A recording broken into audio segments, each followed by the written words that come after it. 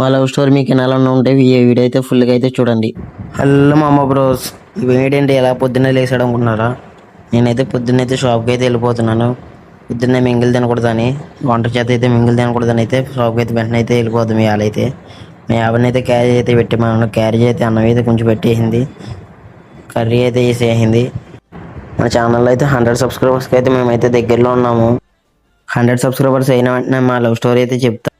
మేము ఎలా కలిసాము, మా మొదటి చూపుల్లోని ఏం జరిగింది, అందరూ అడిగే ఈ ప్రశ్నలకు సమాధానం త్వరలోనే చెప్తాము. నా ఛానల్లో 100 సబ్స్క్రైబర్స్ పూర్తి అయిన వెంటనే మీరు ఊహించలేని ట్విస్ట్ అయితే ఒకటి ఉంది.